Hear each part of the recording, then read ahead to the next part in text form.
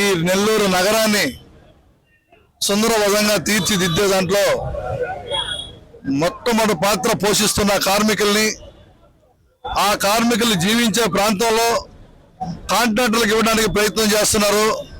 మేము ఒకటే అడుగుతున్నాం, బ్రిటిష్ పాలన నుంచి బయటకు వచ్చామా, మళ్ళా బ్రిటిష్ పాలనలోకి పోతున్నావా? మీరు బ్రిటిష్ పాలనలోకి తీసుకెళ్తున్నారా? మమ్మల్ని ఎందుకు బానిసలు చేస్తున్నారు అని ఈరోజు ఈ యొక్క మున్సిపల్ కార్మికులు అడుగుతున్నారు. అందుకని ఒక 9వ డివిజన్లో శాంపిల్గా 50 లక్షలకి టెండర్లు పిలిచారు.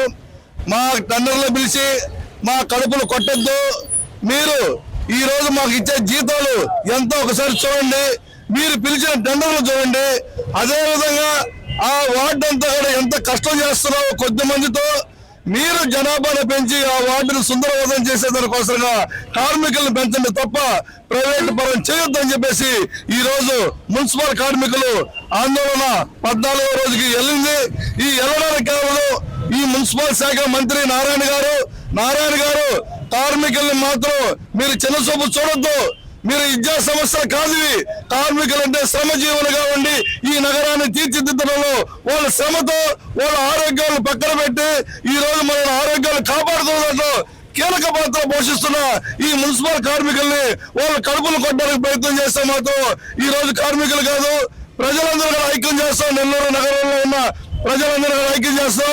14 రోజుల నుంచి మేము సమ్మె చేస్తుంటే కనీసం ఒక ప్రభుత్వం నారాయణ గాని లేకపోతే వాళ్ళ కింద ఉండే వాళ్ళు కానీ ఎవరు కూడా వచ్చి మాకు ఒక మద్దతు ఇచ్చి ఈ విధంగా మేము చేస్తామమ్మా అని చెప్పిన వాళ్ళు కూడా కాదు. ఏమి మా పారిశుద్ధ కార్మికులు అంటే అంత కేత అయిపోయిందా మీకు? కరోనా టైంలో మా ప్రాణాలు పొలంగా పెట్టి మిమ్మల్ని అందరిని కాపాడి కనీసం ఆ అభిమానం అనేది కూడా మీ మనసులలో కలగలేదా? ఇవాళ మమ్మల్ని ఇంత రోడ్లకు తెచ్చి మమ్మల్ని ఇంత గతి చేస్తుండే ఈ రోజుకు 14 రోజుల నుంచి మేము కడుపుకు అన్నం తింటుండమా లేదా మా నోటికాడు కూడు పోతుందని అల్లో రామచంద్ర నేను అల్లాడుతుండమే. కానీ మీరు ఎందుకు మమ్మల్ని ఇంత దయ చూపించకుండా చేస్తుండ్రు? ఈ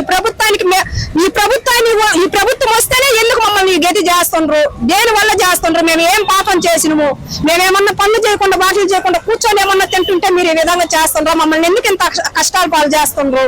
ఒక ఇళ్ల స్థలం ఇవ్వాలంటే గవర్నమెంట్ ఎంప్లాయీస్ గా చూపిస్తారు. ఒక పిల్లలకి అమ్మఒడి రావాలంటే గవర్నమెంట్ ఎంప్లాయీస్ గా చూపిస్తారు. గవర్నమెంట్ ఎంప్లాయీస్ అయ్యండి ఈ రోజు మంత్రి నారాయణ నేను అడుగుతున్నా, గవర్నమెంట్ ఎంప్లాయీస్ కదా మేము, నువ్వే గుర్తించావు కదా, మరి మమ్మల్ని ఈ రోజు ఎట్ట టెండర్ పిలుస్తావు నువ్వు? మంత్రి నారాయణ మా కడుపులు కొట్టొద్దు దయచేసి. గతంలో నీకు తెలుసు మున్సిపాలిటీ వాళ్ళు ఏంది, మున్సిపల్ కార్మికులు ఏంది అని. ఇదే విధంగా కానీ చేస్తే గతంలో నిన్ను ఎట్ట తరిమి కొట్టినమో అంతకన్నా ఇంకా అభివృద్ధి చేస్తామని తెలియజేస్తున్నాం.